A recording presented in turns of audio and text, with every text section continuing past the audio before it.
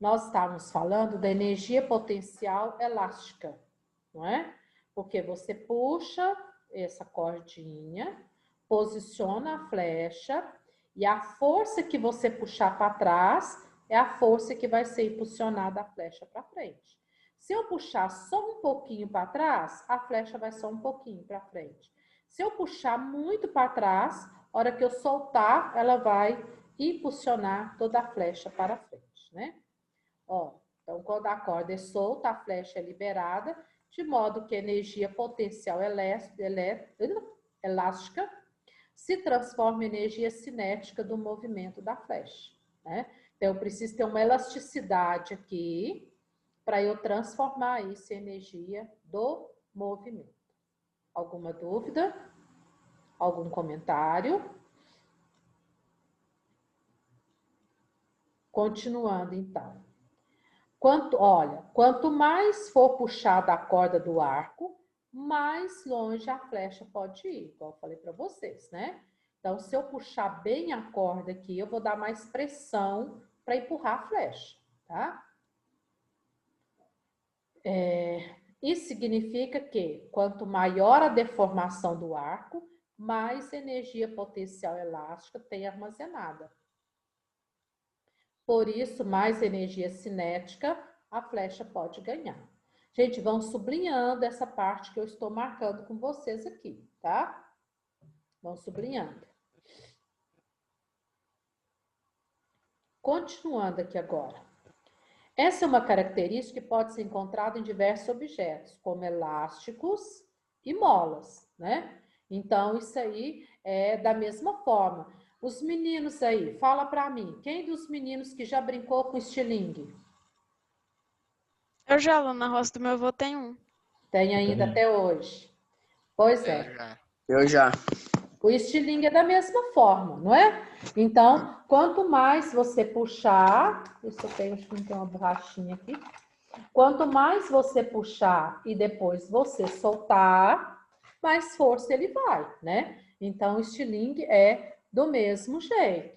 Olha, eles têm que estar deformados, você tem que puxar, esticar, possui, né, energia potencial elástica, gera um movimento depois. É o que acontece com os carrinhos antigos, a corda, no que está mostrando na figura, né? Antigamente, bem antigamente, os carros eram assim. Tinha uma manivela aqui, você rodava, né? Depois ele pegava para você poder movimentar. E tinha esses carrinhos aqui também, ó. Quando a chave é solta, a mola volta ao comprimento inicial, porque tem uma mola, né? Ele gira uma chave lateral e tem uma mola que está no interior, ela fica comprimida. Quando ele gira, a mola solta, aí ele consegue movimentar. Ou seja, transferiu parte da energia química para a energia potencial elástica da mola. A pessoa, né, ao girar ali, ela está passando energia química do corpo dela para a mola. Aí a mola solta, né? E aí, ó, tá vendo? Gira aqui, né? E depois solta o carrinho e vai andar, tá? Em seguida, a energia potencial elástica foi, em parte, transformada em energia cinética do carrinho, né? Porque se não tivesse a mola que girasse aqui e impulsionasse, o carrinho não ia andar. Outro tipo de energia potencial é a gravitacional, né? Ó, outra importante forma de energia potencial é a gravitacional. Nós sabemos que tem a gravidade, né, que é a força com que a Terra exerce para segurar os corpos. Então, essa energia é a energia que um corpo possui devido à sua posição em um campo gravitacional. Todo corpo, devido à sua posição, tem que ter essa energia, tá? O valor da energia potencial depende da forma diretamente proporcional da altura em que o objeto está em relação ao Sol e a massa dele. Então, tem muita coisa aqui, ó. O valor dessa energia potencial gravitacional depende da forma depende da altura e depende da massa do objeto, tá? Então, tudo isso leva em conta, tudo isso. Imagine que você solte do alto de uma escada uma bola de metal e uma bola de boliche. Ó, subiu aqui na escada, as duas na mesma posição, a bola de metal e a bola de boliche. Segurou as duas e soltou. Nessa situação, pode ser observado que o impacto da bola de boliche contra o chão é mais violento. Por quê? Ela é menor, ela vai picar mais e ela vai subir, né? Então, ela vai gerar um impacto mais violento. Embora as duas tenham partido da mesma altura no mesmo momento. Um dos fatores que influencia é que a bola de boliche possui maior massa. Assim, ela começa o seu movimento com mais energia potencial. Então, nesse caso aqui, a bola de boliche vai possuir uma massa maior do que a de metal. Ela começa, enquanto cai, essa energia potencial gravitacional vai transformar em energia cinética do movimento. Porque se a Terra vai puxar, ela vai descer, vai cair, no que ela está caindo aqui, ela está executando essa energia gravitacional. Por quê? Porque é a força da gravidade que está puxando. Diferente do arco e flecha, que não tem força da gravidade puxando a flecha para cá. Não tem. Aqui tem uma energia potencial, energia química do homem, que passou para esse potencial elástico e empurrou a flecha. Diferente. Agora aqui não. Aqui eu vou ter a força da gravidade auxiliando isso aqui, tá? Dessa forma, ao chegar no chão, a bola de boliche possui mais energia cinética do que a outra, tá? Agora, olha aqui.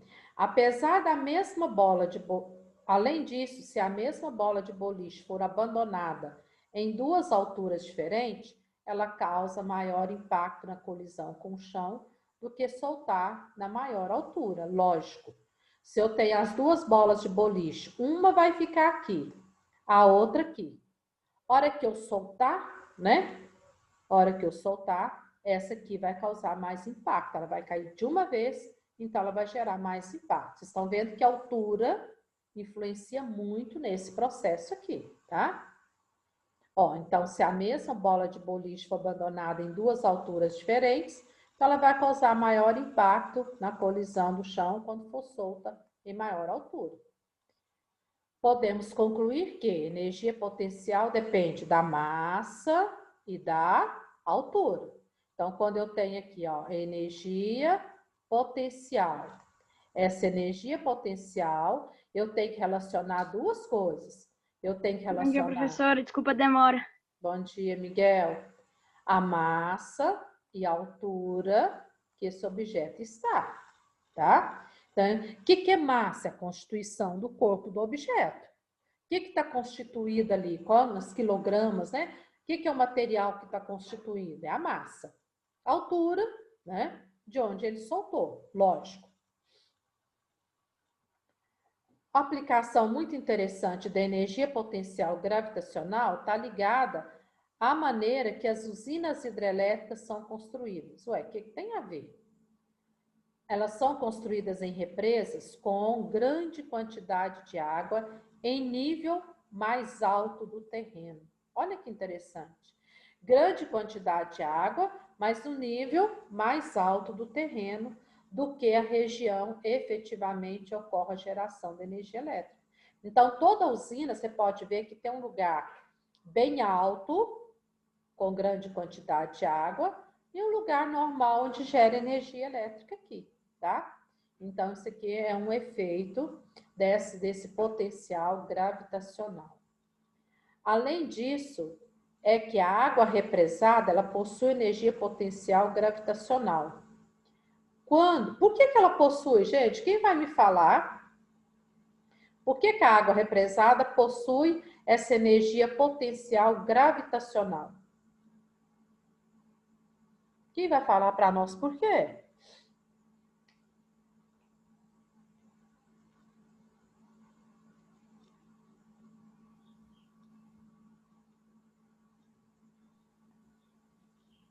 Professora, eu não entendi. Repete de novo para me cortar. Ó, aqui falou assim, a água represada, a água de uma represa, possui energia potencial gravitacional.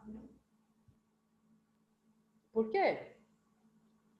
Porque a água gera pressão. Algo tipo assim. Também, mas tem um outro detalhe, ó, água represada possui energia potencial gravitacional. É porque a água, ela, quando ela vai, no caso aí falou que ela vai descer pelo duto. Por causa que fica represada numa hidrelétrica. Então ela vai cair, vai, entre aspas, cair. Vai Isso. formar energia. É. Primeiro, se ela está represada, ela está firme ali. Ela não está pulando, flutuando, voando para lá e para cá. Ela está no lugar. E depois ela vai descer, né? Para ela descer, ela tem que estar represada. A força da gravidade segura essa água represada aqui, ó. A própria força da gravidade segura essa água, mantém essa água na represa. E aí vem. Então, quando o canal é liberado, a água vai descer pelo ducto, vai ganhar energia cinética. Olha que interessante. Eu tenho a água represada aqui bem alta, reservatório, né? Depois eu abro o ducto, a água desce, né? Isso mesmo, para gerar força. Assim, quando a água passa pela turbina, esta é posta em movimento. Porque se não tiver uma força para fazer essa turbina gerar, não ia ter energia. Se eu deixasse essa água no mesmo nível da turbina aqui, ó, desse jeito aqui, que força que essa água ia ter para gerar essa turbina? Nenhuma. Agora, quando sai daqui de cima, ela cai com muita força. Ao cair com muita força, ela tem capacidade de gerar essa turbina aqui. Então, por isso que toda hidrelétrica tem essa parte alta e a parte baixa. Aqui já esse reservatório, esse nível de água aqui, já é para isso mesmo. Quando a gente vê na televisão falar que determinada usina hidrelétrica está no nível mais baixo de água, significa que se o nível dela baixou muito aqui, ela não vai ter força para fazer a turbina gerar. Não tem como gerar energia. Por isso que ela tem que ficar no nível alto. Quando fala lá, as nossas represas abaixou quantos centímetros, né? Ou então a represa está cheia, ela tem que ficar no nível alto. Quando abaixa muito, ela perde a força, perde a pressão, não gera essa turbina, e essa turbina tem que gerar, tem que ter um movimento. Ó, o gerador, casa de força. Isso aqui que vai fazer gerar energia elétrica. Se essa turbina não girar, não vai ter energia elétrica. E ela só vai girar devido à força gravitacional, faz essa água cair. Quando cai, aumenta a velocidade, essa velocidade faz a turbina girar. Ó, quanto maior a energia potencial da água represada, maior a capacidade da usina gerar hidrelétrica. Por isso que precisamos manter o nível das nossas represas. Porque se abaixar muito, não vai ter como ter energia elétrica. Mesmo tendo gerador, mesmo tendo um pouco de água, não tem jeito. Tem que ter uma quantidade X de água acima de onde está esse gerador, né? Essa época de seca, a gente vê muito falar nisso, reservatório de tal usina, né? Tá desse jeito, tá daquele, o nível de água baixou, né? Aí eles mostram lá a quantidade que baixou. Então, tem uma quantidade X que ainda consegue fazer a turbina movimentar. Abaixo dela, seca tudo, não tem jeito.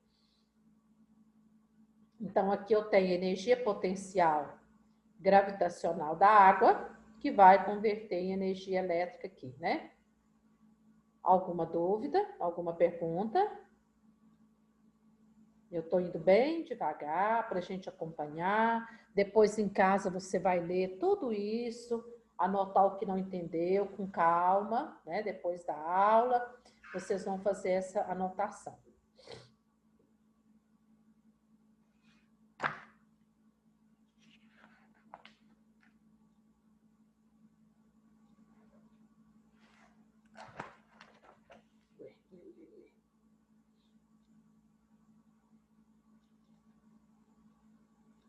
Gente, cadê a página? Ô, professora, então Oi. quer dizer que tudo, no caso, que cair por causa da gravidade, vai gerar energia Sim, cinética? sim. É, isso mesmo. Hum. Isso mesmo.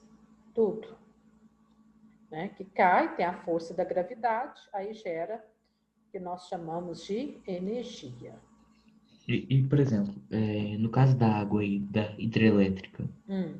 vai cair a água, no caso, isso vai ser uma energia potencial. Vai gerar essa energia cinética e depois vai gerar energia hidrelétrica? Depois da energia cinética, que ó, vai converter numa energia elétrica, isso mesmo. Aqui vai ter, como é que eu vou falar, objetos, né, sei lá, maquinários, que vai converter essa força dessa energia, fazendo com que ela gere eletricidade. Então, na verdade, a energia elétrica, ela passa por vários departamentos, vamos assim dizer. Por quê? Ela precisa estar nesse reservatório, ela precisa ter esse ducto, esse canal, precisa passar pelo gerador. Do gerador, eu tenho que vir nessa cabine de força aqui, transformar ela em energia elétrica, para depois ela chegar na cidade. E aqui a água do rio é a água que vem para cá, faz gerar aqui, ela tem que escoar para cá, né? Por isso que represa, porque se não tiver um represamento, a água vai embora e não tem como gerar energia aqui depois, tá? E é por isso também que de vez em quando a gente vê, não sei se vocês já ouviram falar, eu já vi falar assim, né, que eu vou falar, determinada parte da usina, por exemplo, de Nova Ponte, represou tal água, ou então foi aberta as comportas da usina, né, liberou parte da água. Então, eles têm essa capacidade de fechar, represar ou abrir, né? Tanto é que quando chove demais, eles têm que abrir essas comportas, porque se não abrir aqui, o volume de água aumenta tanto, estoura essa parte aqui, que não aguenta a pressão da água, né? Então, nós temos os dois casos aqui. Às vezes, eles fecham aqui, por exemplo, para aumentar e para trazer a água para cá, aumentar esse nível aqui. Se chove e esse nível sobe muito, eles têm que abrir, tem que ter um jeito de abrir aqui para a água vazar, sair, né? Porque senão se ela descer toda aqui, ela vai estourar aqui de tanta pressão.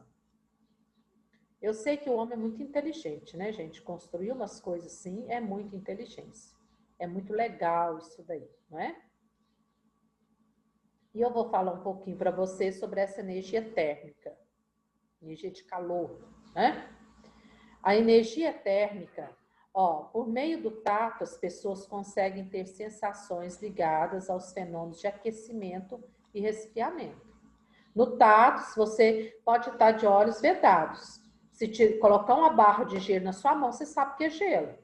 Se colocar alguma coisa quente, você sabe que está quente, sair do fogo, do forno, alguma coisa assim, né? Você nem precisa ver, você sente. Então, nessa situação, estamos lidando com energia chamada energia térmica, relacionada com o sistema de temperatura, né? Então, a nossa energia térmica. É necessário relembrar que toda matéria, grifa aí, toda matéria é formada de partículas invisíveis, que nós chamamos de átomo. Toda matéria que ocupa lugar no espaço é formada por essas partículas invisíveis que nós chamamos de átomos. Tá. Esses átomos possuem duas propriedades muito importantes. Vamos ver quais são elas. Consegue estar ligado uns aos outros, juntinho uns aos outros, né? Para formar compostos mais complexos, que nós chamamos de molécula. E isso está em constante movimento. Os átomos não estão parados. Por mais que você vê um objeto parado, os átomos estão em movimento, porque eles têm cargas elétricas, eles se unem uns aos outros, tá? Uma barra de ouro é formada de partículas de átomos de ouro, que estão em constante movimento. É estranho para nós olhar uma barra de ouro e imaginar que aqui dentro esses átomos estão movimentando. Vocês não acham estranho? Olha seu lápis, olha sua caneta, olha o seu celular, saber que ali tem átomos que estão movimentando ali dentro. No entanto, você não está vendo o seu celular movimentar, você não está vendo a sua caneta pular, você não está vendo o seu lápis sair correndo, mas eles estão, os átomos estão em movimento, porque eles têm cargas elétricas e eles se chocam. Quanto mais, grifa aí, mais rapidamente se move essas partículas, maior é a temperatura do objeto. Porque quando elas vão movimentando, gera calor. Todo movimento gera calor. Põe você e ficar de pé, igual na aula aí da Rafaela aí, né? Põe você ficar de pé, você correr, você pular, fazer um hit, pular corda. Você vai suar, você vai esquentar, não é? Então, movimentou, gerou calor. E as partículas é da mesma forma. As partículas começam a movimentar, gera calor. Todo objeto que se move, possui energia cinética. Grave isso, 8º ano. Tudo que se move tem energia cinética. O seu corpo se move, tem energia cinética. O carro se move, tem energia cinética. A bicicleta se move, tem energia cinética. Embora algumas a energia cinética vem de transformação, como a bicicleta. Se ela estiver parada, ela não vai movimentar sozinha. Mas se você colocar nela energia química do seu corpo, ou energia potencial que está armazenada, você vai colocar uma força fazendo a bicicleta mover, que é pedalar, tá? Então, você pode concluir que a temperatura de qualquer corpo está associada à energia cinética das partículas do corpo. Quanto mais movimento tiver as partículas, maior vai ser a temperatura, maior o calor. 2 colegas vão fazer o mesmo, vão pular corda, cada um com a sua corda. 2 colegas. O primeiro colega pula a corda bem devagar, ele custa virar a corda e pular. O segundo pula no fogo, não é assim que a gente fala? Fala aí, gente, quem é que já brincou desse negócio de pular corda? E já pulou muito quando era criança ou menor? Eu sou ruim pra pular a corda. Eu quando era pequeno. Gente. Eu gosto. Eu gosto de pular fogo. Na minha época de menina, a gente falava, né? Como é que é? Sal, pimenta e fogo. E manda ver, não é? Então, quando você está pulando corda normal, você tem um aquecimento, você tem um gasto de energia X. Se você vai pular o fogo, você tem um gasto de energia, né, muito mais alto e você tem, então, uma força maior. Porque se eu não tiver força e não tiver energia para eu acelerar, eu não vou dar conta de pular fogo. Vou ficar igual o outro, né? No balancinho. E o balancinho? Para lá e para cá. Bate a corda para lá, a gente pula, né? Quase dorme em cima da corda. Gente, eu já brinquei muito de corda. Todos os tipos de corda que vocês pensar. Todos os tipos de pulo nas cordas. Vai ser bom desse tanto. Nossa. Então, aí me fez voltar aqui agora, né? A época. E até hoje, eu tenho uma cordinha ali de vez em quando, vocês acham? Eu vou pular corda. Corpos com alta temperatura possuem partículas com energia cinética elevada. Altas temperaturas têm partículas cinética elevada. Então, quando você estiver com muito calor, transpirando até a unha do dedinho do pé, você vai saber que você está com o quê? Com alta energia cinética. Sua energia cinética está muito elevada. E corpos com baixa temperatura possuem partículas com energia cinética pequena. Lógico, né? Não está liberando muito calor. Quando 2 objetos estão com temperaturas diferentes, suas partículas possuem energia cinética diferente, lógico, né? Um está com a temperatura mais baixa, outro com a temperatura mais alta. Então, energias cinéticas diferentes. Por quê? Para aquele que está com a temperatura mais alta, vai liberar mais calor, mais energia. O outro vai liberar menos. Aqui ele mostra para nós, ó. Partículas menos agitadas, quase que pode medir a distância entre uma e a outra, e partículas mais agitadas, mais bagunçadas, né? Aqui. Basta você ver isso aqui, oitavo ano, quando põe uma água para ferver aí na sua casa. Água para ferver, para fazer o café, para fazer a comida. Enquanto a água está só esquentando, você vê lá dentro da vasilha, lá está fervendo. O fogo está aqui, ó, né? Aí aqui está o nível de água. Beleza. Quando começa a esquentar, você começa a ver umas bolinhas movimentando mais ou menos aqui, ó. Aí depois essa bolinha vem para cá, já esquentou mais um pouco, vem para cá. E quando a água está fervendo, o que acontece com essas bolinhas? Quem vai falar para mim? Evaporam. Evaporam e aqui põe um monte de bolinhas, ó. Quando está fervendo, fica muitos. Aí elas começam a evaporar. O calor é tanto que vai fazer elas passar para o estado de vapor. Quando tem menos calor, você pode até contar quantas bolinhas que está lá dentro. Quando a água está esquentando, você deixa mais tempo para ela esquentar, aí já não é possível, porque elas começam todas a borbulhar, como que subiu uma em cima das outras, né? E depois elas vão subindo e o nível da água vai diminuindo, porque as bolinhas vão evaporando.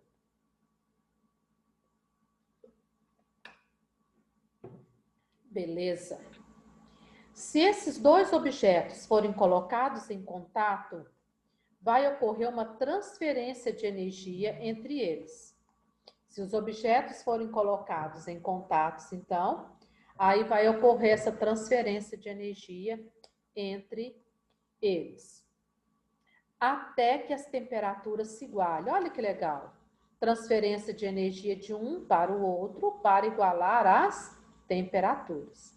Por isso, o objeto que estiver a uma maior temperatura vai fornecer energia térmica para o que tem menor temperatura. Basta colocar duas coisas, né? Uma mais fria e uma mais quente. O quente passa para o frio, né? E acaba esfriando. Olha que interessante. Quando você vai comprar, por exemplo, vai no supermercado, vai na padaria. Aí o pão quentinho, acabou de sair. Aí eles vão colocar o pão dentro do saquinho. Beleza. Aí você vai levar um refrigerante também, ou um presunto, ou mussarela. Se você coloca tudo, o gelado, junto com um saquinho de pão quente, o que vai acontecer? O pão vai esfriar e vai esquentar o refrigerante ou passa ali para mussarela ou presunto. Então, por quê? Onde tem muito calor, ele passa para onde tem menos calor, né? E aí ele esquenta ali, tá? Quando dois objetos atingirem a mesma temperatura, não vai ter transferência de energia, porque vai ficar a temperatura por igual, né? E é por isso também, oitavo ano, acho que na sua casa acontece isso. Pessoal, às vezes a gente faz a comida, por exemplo. Aí tira a comida das panelas para guardar na geladeira. Normalmente a gente faz isso, né? Às vezes a gente põe até a panela lá na geladeira, mas às vezes a gente tira da panela, põe nas vasilhinhas e guarda na geladeira. Você já deve ter prestado atenção, já deve ter visto algum comentário no sentido: não põe a vasilha na geladeira porque a comida ainda está quente. O que acontece se eu colocar aquela vasilha com a comida ainda quente, que eu tirei da panela, estava quente, coloquei na vasilhinha e eu colocar ela dentro da geladeira? O que vocês acham que pode acontecer? A comida vai ficar ruim? Talvez. Não, até que a comida não vai ficar ruim. Mas pensa, você está colocando uma vasilhinha quente dentro da geladeira. O que pode acontecer? O calor da vasilha quente vai passar para a geladeira. A geladeira estava numa temperatura X, vai aumentar a temperatura dela, vai esquentar. Esquentando dentro da geladeira, o que tem que acontecer? A geladeira tem que gastar mais energia para esfriar de novo e manter a temperatura dela fria. Estraga a geladeira. Por quê? E gasta mais energia. Porque quando eu coloco a coisa quente lá dentro, vou voltar a explicar. coloco a vasilhinha lá quente dentro da geladeira. A hora que eu coloco quente dentro da geladeira, o ar frio da geladeira vai entrar em contato aqui, mas como aqui está muito quente, vai passar calor daqui para a geladeira. E não frio da geladeira para cá, sabia? É do quente para o frio. Esse vapor quente vai passar para dentro da geladeira. E aí o que acontece? Vai destemperar a temperatura da geladeira, porque lá dentro da geladeira, a parte onde está essa vasilha aqui vai esquentar. Aí a geladeira tem que gastar mais energia para esfriar esse vapor e manter a geladeira fria de novo. Se eu faço isso com constância, eu acabo mesmo, né, com o passar do tempo, estragando, porque eu forço a geladeira a esfriar mais do que deveria, tá? Ó, o calor se refere à transferência de energia motivada pela diferença de temperatura. Grifa aí. Lembrando que sempre sai do mais quente para o mais frio. Esse corpo está com a temperatura A, está bem mais quente do que esse. Então, vai ter transferência de calor do A para o B. Nunca transfere do frio para o quente, que o frio não tem calor. É o quente que tem calor. Por isso que eu não posso colocar a vasilha quente no freezer. Eu não posso colocar a vasilha quente na geladeira. Porque vai passar o calor dessa vasilha para a geladeira, o alimento vai demorar a esfriar, ainda vai esquentar a geladeira, literalmente. Aí a geladeira vai ter que gastar uma quantidade maior de energia, que está tendo um ar quente, para esquentar. O mesmo é deixar a porta da geladeira aberta. Hoje já tem esses aparelhos novos, já tem um sinal sonoro.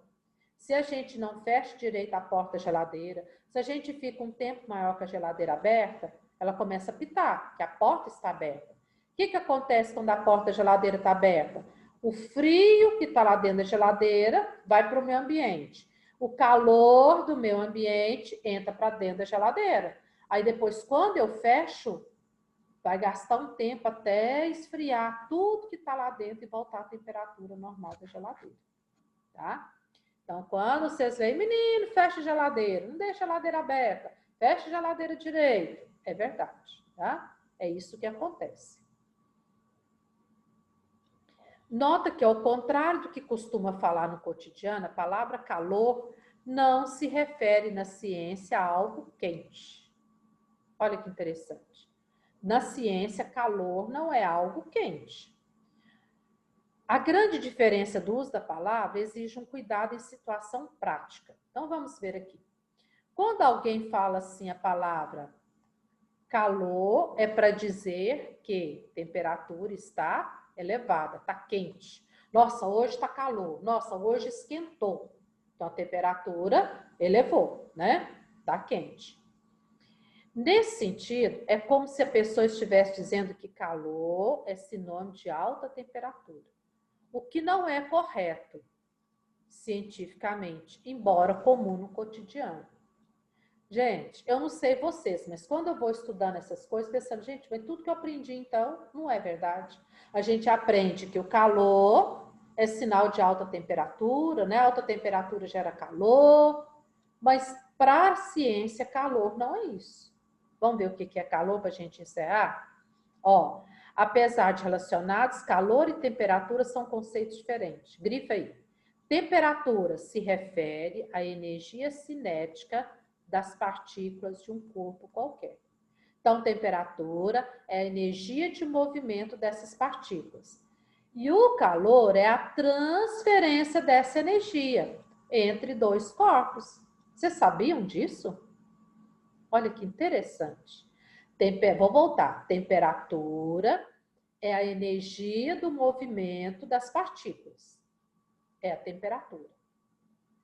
E o calor é a energia transferida dessas partículas para o outro corpo, já que elas estão em movimento, está gerando calor.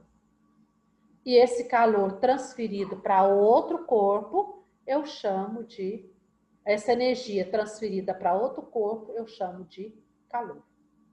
Legal, né? A gente está descobrindo muita coisa diferente que a gente não sabia. Mas tem muita coisa, oitavo ano, que no popular Você vai falar, é calor mesmo, temperatura, no popular. No popular, você não vai ficar explicando esses termos científicos. Porque o povo vai falar que você está, ó, doido, surtou, se a gente ficar falando muito esses nomes científicos, tá? Ó, assim, se você estiver no Polo Sul, onde as temperaturas atingem valor muito baixo, haverá fluxo de calor do seu corpo para o ambiente. Olha que legal. Está lá nos polos, temperatura está lá menos 10 graus. O seu corpo está 36 graus lá dentro. Então, há uma perda de calor. O seu corpo tende a perder calor para o ambiente. O calor não transfere do mais quente para o mais frio. Então, por isso que lá a gente tem que usar aquelas roupas grossas, pesadas, para evitar a transferência desse calor. Ok? Tá.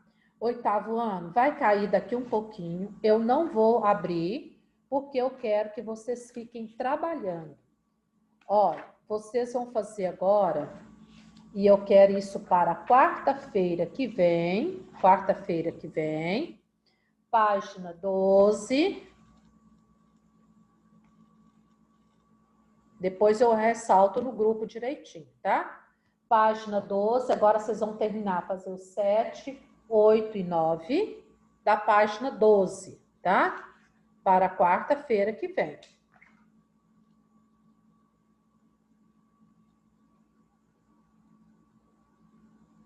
Vocês vão analisar com calma as formas direitinho. Esse agora tem muita forma que já está no livro, viu?